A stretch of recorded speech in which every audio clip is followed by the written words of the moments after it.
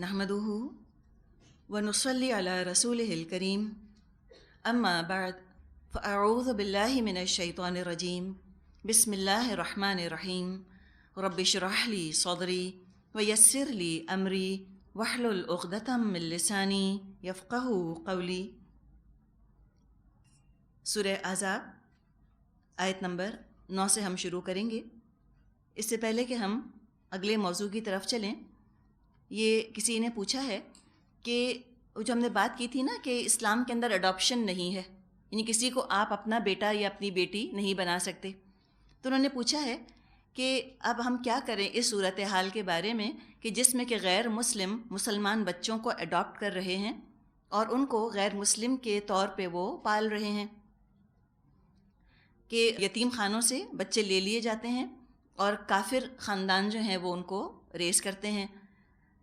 تو کیا ہماری ذمہ داری یہ نہ بنے گی کہ ہم ان کے بارے میں غور و فکر کریں؟ یقیناً یہ ہماری ذمہ داری ہے۔ مسلمان اپنے معاشرے کے یتیموں کی دیکھ بھال خود کریں۔ اسلام نے جو ایکسٹینڈڈ فیملی کا سسٹم رکھا ہے، جو ولی کا تصور ہے اسلام کے اندر، اگر کوئی بچہ بچی یتیم ہوتی ہے، اس کا ولی اس کا ذمہ دار ہوگا، بھائی یا چچا یا جو بھی ولی ہے اس کا۔ اولین تو بھائی ہوگا، اگر بھائی اس قابل نہیں ہے، وہ خود چھوٹا ہے، تو پھر چچا جو ہے وہ ددیالی رشتہ دار، وہ ولی بنتے ہیں۔ ان کی ذمہ داری ہے کہ وہ ان کا خیال کریں بچوں کا۔ اب بعض دفعہ صورتحال ایسی ہوتی ہے کہ پورے خاندان ختم ہو جاتے ہیں، جیسے کہ ناردرن ایریاز میں زلزلہ آیا، یا جہاں پہ جنگیں ہو رہی ہیں فلسطین وغیرہ میں یا عراق میں، تو وہاں تو کچھ پتہ ہی نہیں کون کس کا ولی ہے، ایک افراتفری ہے اور ایک مصیبت ہے جو کہ وہاں پہ لوگوں کے اوپر پڑی ہوئی ہے، اور وہاں سے بچے آتے ہیں۔ اب اس میں اس کے سوا اور کوئی چارہ نہیں مسلمان معاشرے کے پاس کہ وہ اپنے معاشرے میں، اپنے شہروں کے اندر یتیم خانے بنائے، آرفنیجز بنائے، اور ان آرفنیجز کی دیکھ بھال کی جائے، جا کے ان جگہوں کو وزٹ کیا جائے جہاں کوئی ڈیزاسٹر ہوا ہو، وہاں سے بچے لائے جائیں اور ان بچوں کو وہاں رکھا جائے، اور پھر معاشرے کے جو مخیر حضرات ہیں، پیسے والے لوگ ہیں، وہ ڈونیشنز دیں اور ان یتیم خانوں کو چلائیں۔ وہاں وقت کی بھی ضرورت ہے اور پیسے کی بھی ضرورت ہے اور صلاحیت کی بھی ضرورت ہے، اور الحمدللہ یہ کام ہمارے معاشرے میں چھوٹے اسکیل پر ہی صحیح ہو رہا ہے۔ ایک جگہ ہے حیدرآباد سے آگے اور ٹنڈو الیار سے پہلے بیچ میں، راشد آباد کے نام سے کسی نے وہ جگہ آباد کی ہے۔ کبھی آپ جائیے اور جا کر وہاں دیکھیے وہاں کیا کام ہو رہا ہے۔ ایک انسان، ایک واحد، انہوں نے وہاں زمین لی، انہوں نے وہاں پر بچوں کو رکھا، اور ان کے لیے کیا انہوں نے لیونگ سٹینڈرڈ پرووائڈ کیا ہے، وہ آپ جا کر دیکھیں گی تو آپ کو اپنی آنکھوں پر پھر یقین آئے گا کوئی ایسا بھی کر سکتا ہے۔ اور ان کی پوری ٹیم ہے، خواتین جاتی ہیں یا حضرات جاتے ہیں، وہ جا کے پھر پشاور گئے، کشمیر گئے، یا جہاں بھی اس طرح کے مسائل پیش آ رہے ہیں وہاں سے پھر وہ بچے لے کر آتے ہیں۔ اب جو بھی یتیم خانہ ہوگا اس کی اپنی کنسٹرینٹس تو ہوں گی، یعنی کہ ہر طرح کے بچوں کو وہ اکاموڈیٹ نہیں کر سکتے۔ یہ جہاں کا ذکر کیا جا رہا ہے راشد آباد کا آپ کے سامنے، یہ ایک خاص عمر کے لڑکوں کو کیٹر کر رہے ہیں، لڑکیاں نہیں لیتے، اور ایک خاص عمر سے بڑے لڑکے نہیں لیتے۔ کیوں نہیں لیتے؟ ریسورس نہیں ہے ابھی ان کے پاس، اس لیے جو کام کر سکتے ہیں وہ تو کریں۔ بہت زیادہ اپنے آپ کو جب ہم پھیلاتے ہیں تو بعض دفعہ کچھ بھی نہیں ہو پاتا، تو پھر اپنے یتیم خانے ہمیں بنانے ہوں گے، ہمیں ان کی دیکھ بھال کرنی ہوگی، اور ہمیں اپنا وقت وہاں لگانا ہوگا، اور اس میں پھر یہ پالیسی ہو کہ کوئی بھی نان مسلم آ کے ہمارا مسلمان بچہ اڈاپٹ نہیں کر سکتا، سمپل۔ لیکن یہ کب کریں گے ہم؟ جب ہم خود اس کے اندر حصہ لیں گے، ہم کانشیس ہوں گے اور ہمیں فکر ہوگی کہ ایسا نہ ہو کہ اس بچے کی دنیا بنتے بنتے اور اس کی آخرت جو ہے وہ تباہ ہو جائے، برباد ہو جائے۔ لیکن جب مسلمانوں کو خود یہ خیال ہوگا کہ ڈزنٹ میٹر کوئی کرسچن ہے یا کوئی ہندو ہے یا کوئی مسلمان ہے، تو کیا فرق پڑتا ہے، سب ایک اللہ کو مانتے ہیں۔ جب یہ تصور مسلمانوں کے دماغوں کے اندر چلا جائے گا تو ان کو تو فکر نہیں ہوگی اس بات کی کہ کوئی ہمارا بچہ لے جا رہا ہے اور اس کو کرسچن بنا رہا ہے۔ تو یہ ہمیں خود پھر فکر کرنے کی ضرورت ہے، اور جگہ جگہ یتیم خانے بنانے کی ضرورت ہے، لڑکیوں کے لیے، لڑکوں کے لیے، بڑی عمر کے لڑکوں کے لیے۔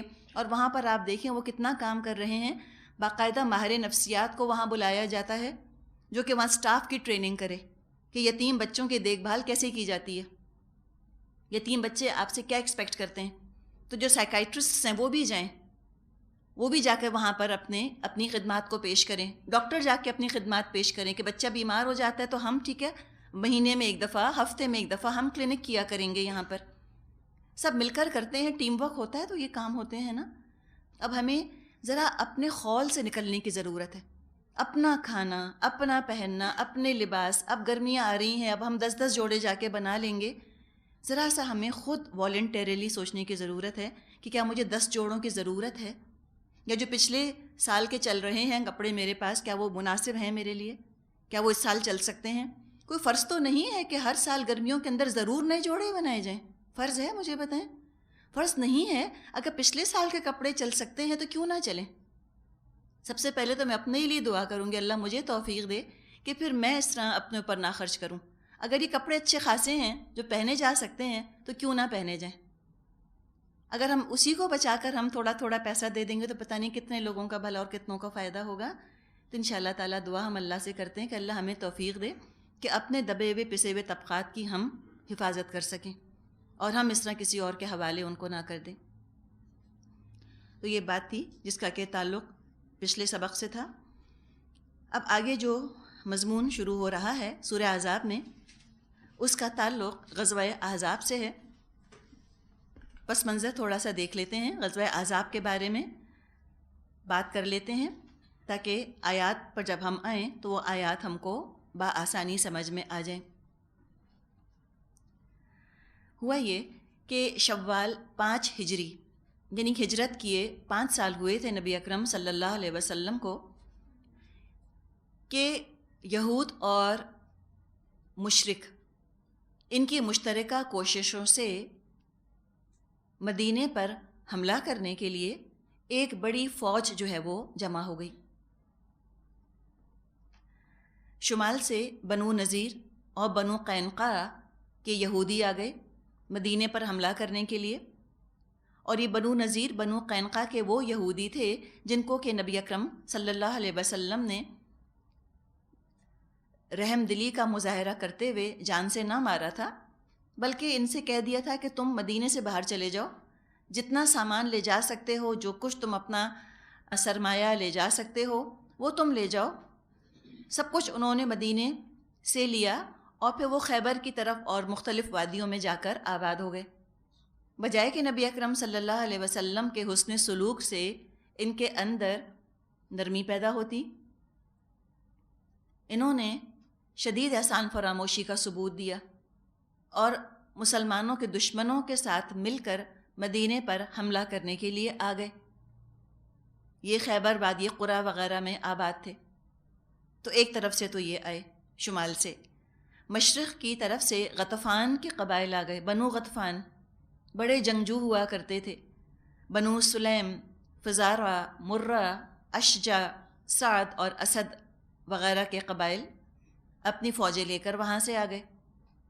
اور جنوب کی طرف سے قریش اپنے حلیفوں کے ساتھ، جن کا کہ اپنا معاہدہ تھا، اپنا پیکٹ تھا، وہ ایک بڑی جمعیت لے کر وہ وہاں سے آ گئے.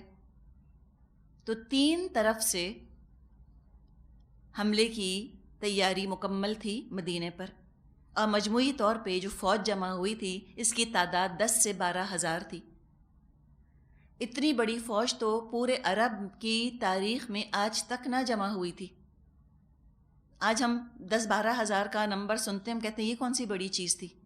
لیکن آپ یہ سوچیں کہ جس بستی کی کل آبادی 3 سے 4 ہزار پر مشتمل ہو اور اس بستی کے خلاف 12 ہزار کی فوج آ جائے، کتنی بڑی فوج تھی.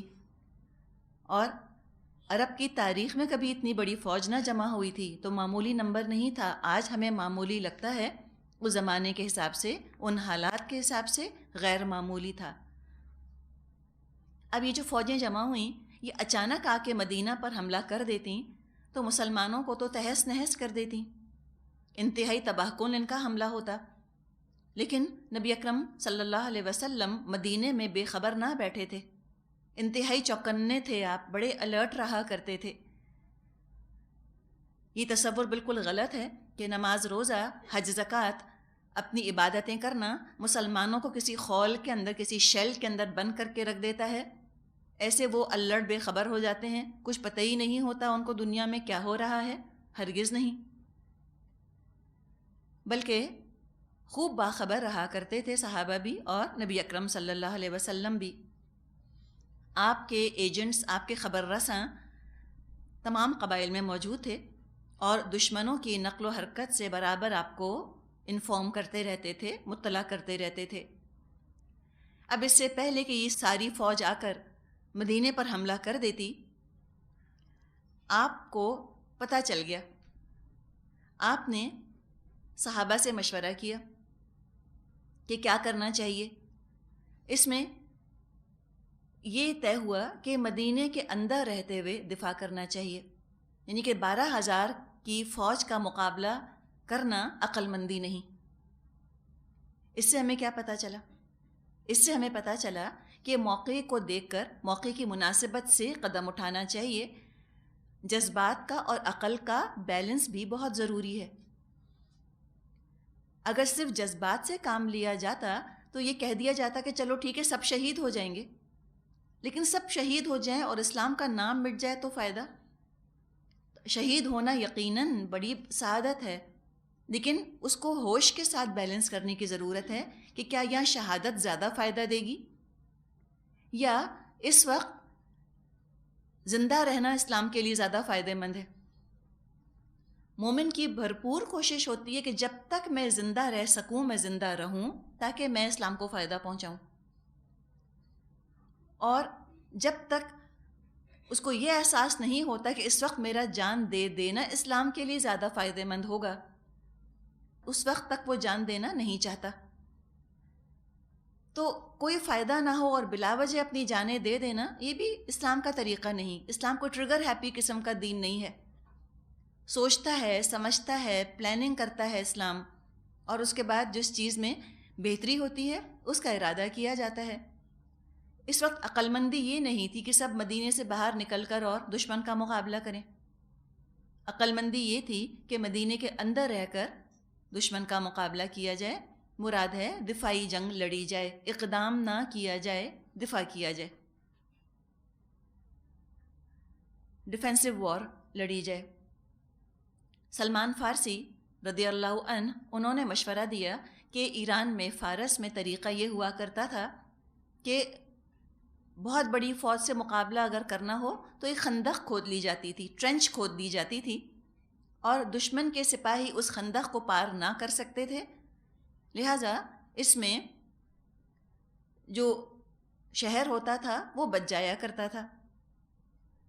اب یہ ترکیب نبی اکرم صلی اللہ علیہ وسلم کے سامنے رکھی گئی۔ آپ نے اس ترکیب کو پسند کیا اور آپ نے اس کو قبول فرمایا۔ اس کے بعد آپ نے صحابہ کو حکم دیا کہ خندق کھودنا شروع کر دیں، اور 6 دن کے اندر مدینہ کے شمال غربی جو رخ ہے اس پر ایک خندق کھود دی گئی، اور اس طرح مدینہ جو ہے وہ پوری طرح حفاظت میں آ گیا۔ اس طرح سے کہ یہ خندق تو کھودی گئی اس طرف جہاں سے کہ مدینہ کھلا ہوا تھا، یعنی کہ ولنریبل تھا شہر، وہاں یہ خندق کھود دی گئی۔ اس کے علاوہ جو وہاں کی ٹوپوگرافی ہے، جو وہاں کی جغرافیائی صورتحال ہے، وہ یہ ہے کہ مدینہ کے جنوب میں کثرت کے ساتھ باغات پائے جاتے تھے، اور اب بھی وہاں پر وہ باغات موجود ہیں، تو اس جانب سے حملہ نہ ہو سکتا تھا، یعنی ایک قدرتی رکاوٹ موجود تھی، نیچرل بیریئر وہاں پر موجود تھا باغات کی شکل میں۔ جنوب میں، مشرق میں، ایسٹ کی طرف لاوی کی چٹانیں موجود ہیں جن پر کوئی اجتماعی فوج آسانی سے نہیں چڑھ سکتی۔ اکا دکا تو کوئی چلو چڑھ جائے، لیکن سینکڑوں ہزاروں کی فوج وہاں سے چڑھ کے حملہ نہیں کر سکتی۔ تقریباً یہی کیفیت جو ہے وہ مغربی جنوبی گوشے کی تھی، اس لیے حملہ صرف احد کے مشرقی اور مغربی گوشوں سے ہو سکتا تھا۔ اسی جانب نبی اکرم صلی اللہ علیہ وسلم نے خندق کھدوا کر شہر کو محفوظ کر لیا۔ اب یہ چیز کفار کے جنگی نقشے میں تھی ہی نہیں۔ عربوں کا تو طریقہ جنگ کا یہ تھا کہ ان کے ہاں صبح وہ نکلا کرتے تھے، بہت سے بہت شام تک یا ایک آدھ دن میں جنگ مکمل ہو جاتی تھی، تو یہ لانگ ڈرون آؤٹ وارز کا تو ان کو تجربہ تھا ہی نہیں۔ وہ تو ایک لائٹننگ سٹرائک ہوتی تھی، بجلی کی تیزی سے حملہ کرتے تھے، بہت جلدی سے جنگ مکمل ہو جاتی تھی، جیتنے والا شام تک جیت جاتا تھا، ہارنے والا ہار جاتا تھا۔ رات کو وہ لوٹ مار کر کے چیزیں ویزیں لے کر اپنے اپنے گھروں کو لوٹ جایا کرتے تھے۔ تو بہت سے بہت 2-4 دن کے اندر اندر یہ معاملہ پورا ہو جایا کرتا تھا۔ یہی سوچ کے کفار آئے تھے، لیکن سمجھے کولیشن ہے نا جو ان کا ہوا تھا، بہت سارے مختلف ان کے لیڈرز تھے۔ بنو غطفان کا الگ تھا، یہودیوں کا الگ تھا، قریش کا اپنا الگ تھا۔ تو کئی لیڈرز اپنی اپنی فوجیں لے کر آئے تھے، تو ایک لوز کنفیڈریشن کہہ لیں یا کولیشن کہہ لیں جو کہ ان کا وجود میں آیا تھا، اور انہوں نے یہی سوچا تھا کہ ہم 2-4 دن میں فارغ ہو جائیں گے جنگ کر کے۔ اب جب وہ اپنے گھوڑے دوڑاتے ہوئے آئے ہوں گے اور پھر وہ آ کر مدینے کی طرف بڑھے ہوں گے اور ایک دم جب وہ خندق تک پہنچے ہوں گے، تو ان کی حیرت کا ہم کیا اندازہ کر سکتے ہیں۔ کبھی زندگی میں انہوں نے ایسی چیز تو دیکھی نہ تھی۔ اب ان کو مجبوراً وہاں پر محاصرہ کرنا پڑا، پڑاؤ ڈالنا پڑا، تو یہ ایک پہلے ہی ڈس ایڈوانٹیج ان کو ہو گئی۔ اب وہ کیا کرتے؟ کچھ نہیں کر سکتے تھے، خیمے لگا کر انہوں نے وہاں پہ پڑاؤ ڈالا۔ اس کے بعد اب ایک تدبیر، ایک ترکیب جو انہوں نے شروع کری کسی طرح مسلمانوں کو ہرانے کی، وہ تھی سازش کے ذریعے سے، کانسپریسیز۔ اور وہ چاہ رہے تھے کہ بنو قریظہ کے یہودی قبیلے کو غداری پر آمادہ کریں، ٹریزن پر آمادہ کر لیں، جو کہ مدینہ طیبہ کے جنوب مشرقی گوشے میں رہا کرتے تھے یہ بنو قریظہ کے لوگ۔ اب بنو قریظہ کی طرف سے مسلمانوں کو شروع میں خطرہ اس لیے نہ تھا کہ ان کے ساتھ پیکٹ ہوا ہوا تھا، ان کے ساتھ معاہدہ ہوا ہوا تھا، جس کی روح سے اگر مدینے پر حملہ ہوتا تو مسلمانوں کے ساتھ مل کر ان کو دفاع کرنا تھا۔ یہ نیوٹرل رہنے کا بھی معاہدہ نہیں تھا، بلکہ دفاعی معاہدہ تھا کہ وہ مسلمانوں کے ساتھ مل کر مدینہ کا دفاع کریں گے۔ لہٰذا مسلمانوں کو بنو قریظہ کی طرف سے کوئی تشویش نہ تھی۔ وہ اپنے بال بچوں کو انہوں نے وہاں بھجوا دیا تھا، ان گڑھیوں کی طرف، ان جگہوں کی طرف بھجوا دیا تھا جو کہ بنو قریظہ کی جانب تھے۔ تو مسلمانوں کی عورتیں، مسلمانوں کے بچے بنو قریظہ کے بہت قریب تھے، اور مسلمانوں کو اطمینان تھا بنو قریظہ سے کہ ان سے تو ہمارا معاہدہ ہوا ہوا ہے، یہ تو ہمارے ساتھی ہیں، اور انہوں نے کوئی خاص مدافعت کا اور خاص ان جگہوں کی حفاظت کا انتظام بھی نہ کیا تھا جہاں ان کے بچے اور ان کے خاندان موجود تھے۔ اب کفار نے اسلامی دفاع کے اس کمزور پہلو کو بھانپ لیا کہ اچھا یہ ہے جہاں پہ ہم کوئی کامیابی حاصل کر سکتے ہیں، ہم بنو قریظہ کو غداری پر آمادہ کرتے ہیں۔ قریش مکہ کی طرف سے بنی نذیر کا ایک یہودی سردار حوی بن اخطب، یہ بنو نذیر کا سردار تھا، حوی بن اخطب، یہ بنو قریظہ کے پاس گیا۔ اب یہودی، قریش اور یہ تمام تو آپ کو پتہ ہے تو اکٹھے ہی مل کر آئے تھے، تو وہ گیا تاکہ انہیں معاہدہ توڑ کر جنگ میں شامل ہونے پر آمادہ کرے۔ ابتداً تو بنو قریظہ کے سرداروں نے انکار کیا اور صاف کہہ دیا کہ ہمارا تو محمد سے معاہدہ ہے صلی اللہ علیہ وسلم، اور آج تک ہمیں ان سے کوئی شکایت پیدا نہیں ہوئی۔ لیکن ابن اخطب، جو حوی بن اخطب تھا، اس نے کہا کہ دیکھو اس وقت عرب کی متحدہ طاقت اس شخص پر میں چڑھا کر لے آیا ہوں، یہ اسے ختم کر دینے کا نادر موقع ہے، اگر تم نے اس موقع کو کھو دیا تو پھر دوسرا کوئی موقع تم کو نہ مل سکے گا۔ جب اس طرح اس نے پٹیاں پڑھائیں بنو قریظہ کے سرداروں کو، تو اسلام دشمنی اخلاق کی پاسداری پر، اخلاق کے لحاظ پر وہ غالب آ گئی، اور بنو قریظہ عہد توڑنے پر آمادہ ہو گئے۔ اب آپ ذرا سوچیں کہ مسلمانوں کی کیا پوزیشن ہے جو کہ ہو گئی ہوگی۔ نبی اکرم صلی اللہ علیہ وسلم اس سے بھی بے خبر نہ تھے، آپ کو اس کا بھی معلوم تھا کہ یہ بھی کچھ کوششیں ہو رہی ہیں، بر وقت آپ کو اطلاع مل گئی۔ آپ نے انصار کے سرداروں کو تحقیق کے لیے اور ذرا ان کو یاد دہانی کروانے کے لیے بنو قریظہ کی طرف بھیجا، اور آپ نے یہ ہدایت فرمائی کہ بنو قریظہ عہد پر قائم رہیں، تو آ کر سارے لشکر کے سامنے علل اعلان یہ خبر سنا دینا تاکہ سب کو اطمینان ہو جائے۔ لیکن اگر نقض عہد پر مصر ہوں، یعنی اگر وہ عہد توڑنے پر آمادہ ہوں، تو صرف اشارتاً مجھ کو اطلاع دینا، عام مسلمانوں کو مت دینا۔ یہ سمپل اسٹریٹجی ہے نا، تاکہ لوگوں کے اندر بددلی نہ پھیلے، لوگ پریشان نہ ہوں۔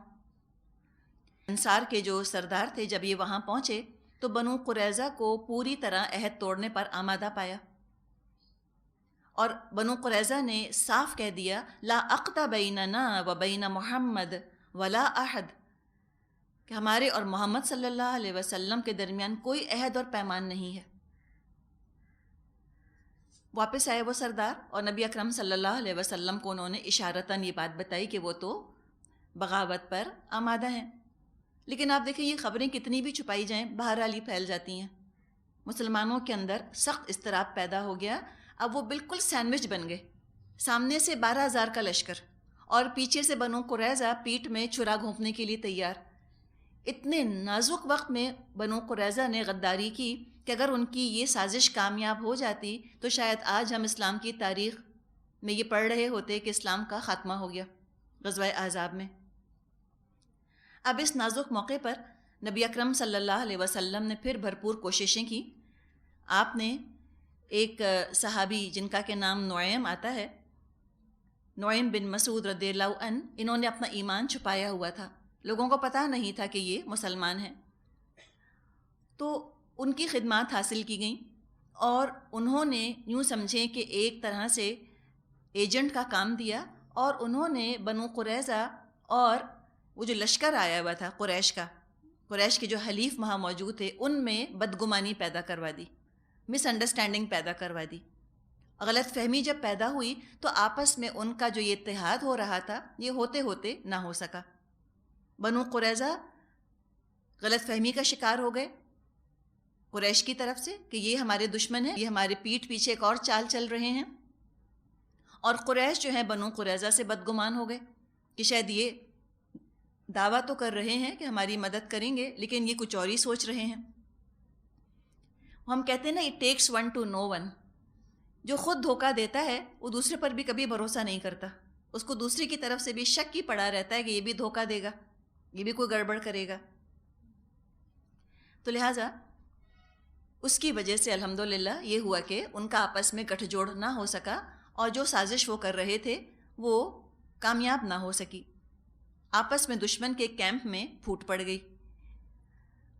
اب جو محاصرہ تھا، جو سیچ ڈالی ہوئی تھی لشکر نے، 25 دن اس کو ہو چکے تھے، سردی کا زمانہ تھا، اتنے بڑے لشکر کے لیے پانی اور غذا اور چارے کی فراہمی بھی مشکل سے مشکل تر ہوتی چلی جا رہی تھی، اور پھوٹ پڑ جانے سے بھی محاصرین کے حوصلے پست ہو چکے تھے۔ اس حالت میں یکایک ایک رات سخت آندھی آئی، اس میں سردی اور کڑک اور چمک تھی، اور اتنا اندھیرا تھا کہ ہاتھ کو ہاتھ نہ سجھائی دیتا تھا۔ آندھی اتنے زور کی تھی کہ دشمنوں کے خیمے الٹ گئے، ان کی ہانڈیاں گر گئیں، ایک افراتفری جو ہے وہ ان کے اندر برپا ہو گئی۔ جو اللہ تعالیٰ کی یہ چال تھی، قریش اس کو اور دشمن جو آئے تھے برداشت نہ کر سکے، راتوں رات ہر ایک نے اپنے گھر کی راہ لی، اور جب صبح ہوئی مسلمان اٹھے تو دیکھا کہ بالکل میدان صاف پڑا ہے۔ کہاں کہ ایک رات پہلے 12,000 کا لشکر ہو، صبح اٹھ کر دیکھیں تو صفایا، کچھ نہیں تھا وہاں پر، ایک دشمن موجود نہ تھا۔ نبی اکرم صلی اللہ علیہ وسلم نے میدان کو دشمنوں سے خالی دے کر ارشاد فرمایا کہ اب قریش کے لوگ تم پر کبھی چڑھائی نہ کر سکیں گے، اب تم ان پر چڑھائی کرو گے۔ اور یہ حالات کا بالکل درست اندازہ تھا جو آپ نے لگایا تھا۔ قریشی نہیں، سارے دشمن قبائل متحد ہو کر اسلام کے خلاف آخری وار کر چکے تھے، اب ساری ان کی توانائیاں ختم ہو گئی تھیں، they were totally spent، اور اب ہار جانے کے بعد ان میں ہمت نہ تھی کہ مدینے پر دوبارہ حملہ آور ہونے کی جرت کر سکیں، یعنی اوفینسو قوت جو ہے وہ ختم ہو گئی تھی ان کی۔ خندق سے پلٹ کر نبی اکرم صلی اللہ علیہ وسلم گھر پہنچے۔ ظہر کے وقت جبریل علیہ السلام نے آ کر حکم سنایا کہ ابھی ہتھیار نہ اتاریے، ابھی بنو قریظہ کا معاملہ باقی ہے۔ اب سوچیں تو صحیح ذرا آپ کہ جس نے اتنے نازک وقت پہ ایسی غداری کی اس کو ایسے تو نہیں چھوڑا جا سکتا تھا، تبھی ان سے بھی نمٹنا تھا۔ یہ حکم پاتے ہی نبی اکرم صلی اللہ علیہ وسلم نے فوراً اعلان فرمایا کہ جو کوئی سموتات پر قائم ہو وہ عصر کی نماز اس وقت تک نہ پڑھے جب تک دیار بنی قریظہ پر نہ پہنچ جائے۔ اس اعلان کے ساتھ ہی آپ صلی اللہ علیہ وسلم نے علی رضی اللہ عنہ کو ایک دستے کے ساتھ آگے بھیجا۔ جب وہاں پر وہ پہنچے تو یہودیوں نے کوٹھوں پر چڑھ کر نبی اکرم صلی اللہ علیہ وسلم اور مسلمانوں پر گالیوں کی بوچھاڑ کر دی۔ حضرت علی کو وہ دیکھ رہے تھے اور وہ یہ سمجھ رہے تھے بنو قریظہ کے یہودی کہ شاید یہ صرف ہم کو ایسی دھمکانے کے لیے آ گئے ہیں، تھوڑا ڈرانے کے لیے آ گئے ہیں۔